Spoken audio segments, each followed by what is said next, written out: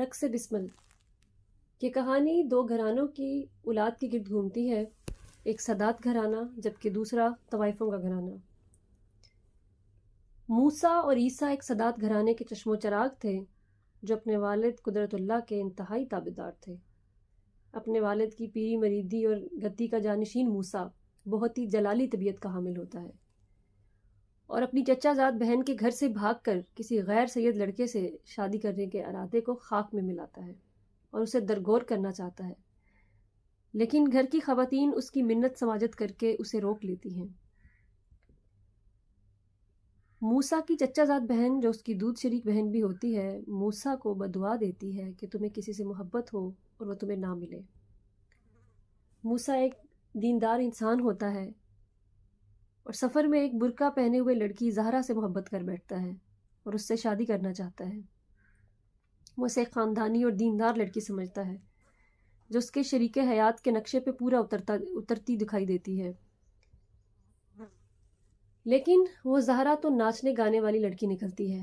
یہ دیکھ کر موسیٰ کا دل ٹوٹ جاتا ہے، بے چین ہو جاتا ہے. وہ زہرا کی حقیقت جان لینے کے باوجود زہرا سے محبت کرنا ترک نہیں کر پاتا اور اسی چکر میں بدنام بھی ہوتا ہے اور جیل میں بھی جاتا ہے. موسیٰ کے باپ کی عزت موسیٰ کی وجہ سے خاک میں مل رہی ہوتی ہے اور تابعدار موسیٰ زہرا کے لیے اپنے باپ کے سامنے کھڑا بھی ہو جاتا ہے اور اسی جرم کی پاداش میں اسے گھر سے نکال دیا جاتا ہے. لیکن افسوس کہ زہرا بھی اس کو قبول نہیں کرتی اور وہ اسے اس کے عزت دار ہونے کے طعنے بھی دے دیتی ہے. زہرا بھی برابری کی سطح پر شادی کرنا چاہتی ہے اور موسیٰ کی خاندانی حیثیت زہرا سے بہت بلند ہوتی ہے. موسیٰ زہرا کو پانے کی ہر ممکن کوشش کرتا ہے اور جب زہرا اس کی محبت کو قبول کرنے کے لیے موسیٰ کے سامنے شرط رکھتی ہے کہ اس کے گھر والے باعزت طریقے سے اس کا رشتہ مانگنے آئیں، تو موسیٰ کا بھائی سب سے چوری چپکے زہرا کے گھر اپنی والدہ کو لے کر جاتا ہے، مگر وہاں وہ رشتہ مانگنے کی بجائے زہرا سے درخواست کرتی ہے کہ وہ موسیٰ کو چھوڑ دے. زہرا اس کی ماں کی بات مان لیتی ہے اور پھر کسی اور انڈسٹریلسٹ سے شادی کر لیتی ہے جو بظاہر تو اسے بیوی بنا کر اپنے گھر لاتا ہے، لیکن اپنے بزنس میں فائدے کے لیے زہرا کو ایک طوائف کی طرح ہی استعمال کرنا چاہتا ہے. زہرا اپنے خامد کی بات کسی طرح نہیں مانتی. ادھر موسیٰ زہرا کے محلے میں ایک پان فروش نامراد کے ساتھ رہنا شروع کر دیتا ہے جو کہ موسیٰ کے عشق کا رازدان بھی ہوتا ہے اور موسیٰ کے جیل کے دنوں میں اس کی معاونت بھی کرتا ہے اور موسیٰ کو کام بھی لگوا کے دیتا ہے. غرض موسیٰ کریمنلز کے ساتھ تعلق بنا لیتا ہے، لیکن وہ کریمنلز موسیٰ کو کسی غلط کام پر نہیں لگاتے. زہرا کو پہلے خاوند سے طلاق ہو جاتی ہے اور پھر اپنے خاوند کے دوست کے ملازم کے ہاتھوں اغوا ہو جاتی ہے. موسیٰ اور اس کے کریمنل دوست زہرا کو بہت تلاش کرتے ہیں لیکن وہ ان کو نہیں ملتی. ادھر زہرا ان کی حراست سے فرار ہو کے ایک دربار پر آ جاتی ہے اور وہاں گر کر بے ہوش ہو جاتی ہے اور وہ دربار موسیٰ کے گھرانے کا ہوتا ہے اور پیر قدرت اللہ شاہ زہرا کو اپنی بیٹی بنا کر گھر لے آتے ہیں کہ عدت کے دن انہی کے گھر گزارے.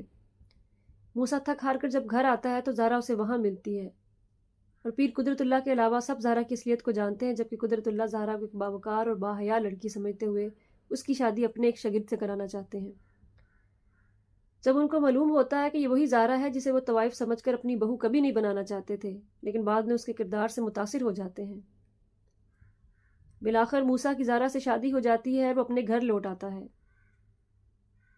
مگر میں یہ کہنے پر مجبور ہو گئی ہوں کہ یہ موسیٰ اور زہرا کی لو سٹوری سے کہیں زیادہ ہے. اس ڈرامے نے طبقاتی نظام کو جھنجھوڑنے کی کوشش کی ہے. ذات پات اور طبقاتی امتیاز کی بڑی وجہ ہے. یہ ہماری ایک قومی پرسیپشن اور ریالٹی کے درمیان ایک ڈرامہ ہے جو ہمارے اس رویے پہ بات کرتا ہے. جی ہاں، یہ وہی رویہ جو دوسروں کے کردار کے سرٹیفکیٹ جاری کرتا ہے. با کردار اور بد کردار کے تمغے جاری کرنے کا حق نہ جانے ہمیں کس نے دے رکھا ہے. ہم نے اپنی مرضی سے اس کی حد قائم کر رکھی ہے، جیسا کہ ایک افیئر چلانے والا بد کردار ہے لیکن چوری کرنے والا، چگلی کرنے والا، فساد کرنے والا، جھوٹ بولنے والا بد کردار نہیں ہے. اسی طرح ہم نے اچھے کردار کو بھی ذات برادری سے جوڑ رکھا ہے، جبکہ کردار کا تعلق اعمال سے ہے، اخلاق سے ہے. اب پیر قدرت اللہ نے نیک کردار والی لڑکی کا جو نقشہ اپنے ذہن میں تیار کر رکھا تھا، وہ زہرا کو اس نقشے پہ پورا اترتا دیکھنا ناممکن سمجھتے تھے، صرف اس لیے کہ زہرا کا تعلق طوائفوں کے ماحول سے تھا، اس ماحول میں جہاں ہم اپنی مرضی سے پیدا نہیں ہوئی. ہم کسی کے کردار کا تعین اس کے ماحول سے کیسے لگا سکتے ہیں؟ جب نوح علیہ السلام کے گھر نافرمان بیٹا پیدا ہو سکتا ہے، فرعون کی بیوی آسیہ علیہ السلام نیک ہو سکتی ہیں، تو پھر کسی طوائف کے گھر کسی نیک کا پیدا ہونا کوئی انوکھی بات نہیں ہے۔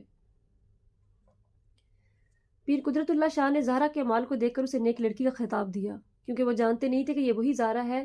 جب ان کو معلوم ہوا تب زہرا کو لے کے جو ان کا پرسیپشن تھا اس کو وہ ٹوٹ پھوٹ گیا۔ پھر پیر قدرت اللہ شاہ جیسے بہت سے باکردار لوگوں کو بدکردار ہونے کا موقع نہیں ملتا تو باکردار ہوتے ہیں، ایسے ہی ممکن ہے کہ بہت سے بدکرداروں کو باکردار ہونے کا موقع نہیں ملتا، اس لیے وہ بدکرداری کے تمغے کے ساتھ ہی مر جاتے ہیں۔ کردار کا تعین تو صرف وہی کر سکتا ہے جو باکردار کی تنہائیوں اور بدکردار کے دل میں جھانکنے کی طاقت رکھتا ہے۔ موسیٰ کے کردار سے میں نے یہ سیکھا کہ جب کوئی عورت پسند آ جائے تو اسے عزت دیں، اپنے گھر کی زینت بنائیں، کیونکہ خدا بھی یہی کہتا ہے کہ جو عورتیں تمہیں پسند ہوں ان سے نکاح کر لیا کرو۔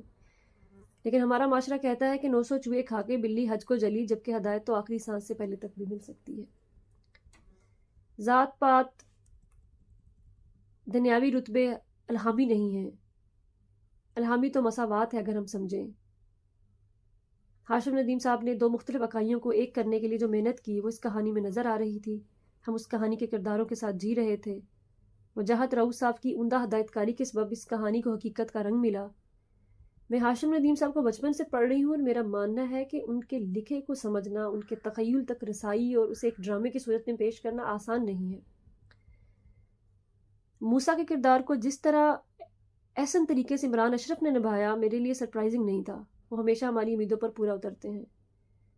میں زہرا کی بات کروں تو سارا خان کی جاندار اداکاری نے 4 چاند لگا دی اس کہانی کو۔ مجھے سارا خان کبھی بھی پسند نہیں ہوا کرتی تھی، وہ بہت ڈیڈ قسم کے کردار ملتے تھے ان کو۔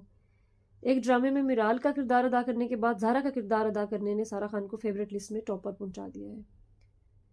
وہ شکر ہے کہ 1 منٹ میں حالات بدل دیے، جذبات بدل دیے والی ویڈیو وائرل ہوئی اور ہمیں عیسیٰ مل گیا۔ عیسیٰ یعنی مومن ثاقب کو میں نے پہلی قسط سے عیسیٰ کی اداکاری کو سراہنا شروع کیا اور یہ سلسلہ آخری قسط تک بڑھتا رہا۔ انوشی عباسی نے، موسیٰ کی والدہ نے جویریہ عباسی کا کردار بھی بہت وہ اچھے سے نبھایا۔ اور ہاں، وہ سادات لڑکی جو موسیٰ کو پسند کرتی تھی، اس کردار نے محبت میں اعلیٰ ظرفی کرنے کا سبق دیا۔ ایسے ہی نامراد کا کردار بہت شاندار تھا۔ نامراد جیسے لوگ دنیا میں اکثر پائے جاتے ہیں جو پورے دل سے آپ کے اپنے بن جاتے ہیں بنا کسی لالچ کے۔ وہ کرمنلز کے کردار بھی مجھے بہت پسند آئے، لیکن ہمارے ملک کا جو ماحول ہے ظالم کے خلاف آواز اٹھانے کی بجائے مظلوم کو باتیں سنانا، تو ایسے میں کسی ایسے کردار کو گلوریفائی کر کے اس کردار کا رنگ اپنے اوپر فوری چڑھا لیتے ہیں، اس لیے میں ڈرتی ہوں کہ اسے اس کو گلوریفائی نہ کیا جائے۔ رقص بسمل ہمیشہ یاد رہنے والے ڈراموں میں شامل ہو گیا ہے، اور رقص بسمل کی پوری ٹیم کو مبارکباد کہ جو خاص طور پر وہ والی ٹیم جو پردے کے سامنے نہیں ہوتی۔